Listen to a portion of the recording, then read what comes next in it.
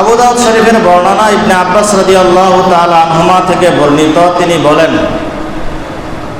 ফারাদা রাসূলুল্লাহ সাল্লাল্লাহু আলাইহি ওয়াসাল্লাম যাকাতুল ফিতরি, নবী করিম সাল্লাল্লাহু আলাইহি ওয়াসাল্লাম সাদকাতুল ফিতরকে ওয়াজিব সাব্যস্ত করেছেন, তুহরাতাল লিস-সাইমি মিনাল লাগবি ওয়ার রাফাস। সাদকাতুল ফিতরের এক নম্বর উদ্দেশ্য হচ্ছে রোজাদারকে অনর্থক বিষয়, অনর্থক কাজ থেকে পূত পবিত্র করার জন্য।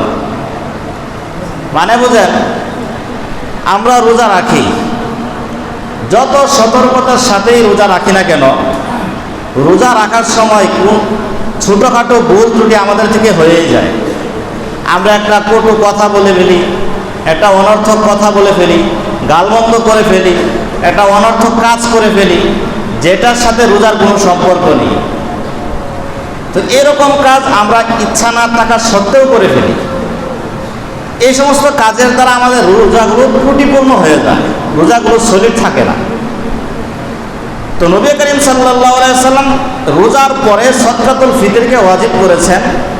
কোনো বান্দা যখন রোজা রাখার পরে সাদকাতুল ফিতর আদায় করে দেবে, এই যে রোজা অবস্থায় যে ভুল ত্রুটিগুলো করেছে, অনর্থক কাজ করেছে, অনর্থক কথা বলেছে, এই সাদকাতুল ফিতরের উছিলায় সমস্ত ভুল ত্রুটিগুলো মাইনাস হয়ে আল্লাহ রাব্বুল আলামিন সমস্ত ভুল ভ্রান্তিগুলোকে বাদ দিয়ে সলিড রোজা, একবারে খাঁটি রোজাগুলোকে আল্লাহ রাব্বুল আলামিন কবুল করে নেবেন।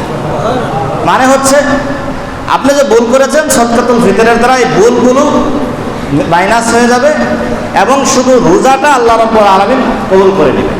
এক নম্বর সাদকাতুল ফিতরের উদ্দেশ্য এটাই, যে রোজাকে এবং রোজাদারকে পাক করা, পরিচ্ছন্ন করা, পবিত্র করা। দুই নম্বর উদ্দেশ্য তুমাতাল লিল মাসাকিন, ঈদের দিন, আনন্দের দিন, উৎসবের দিন,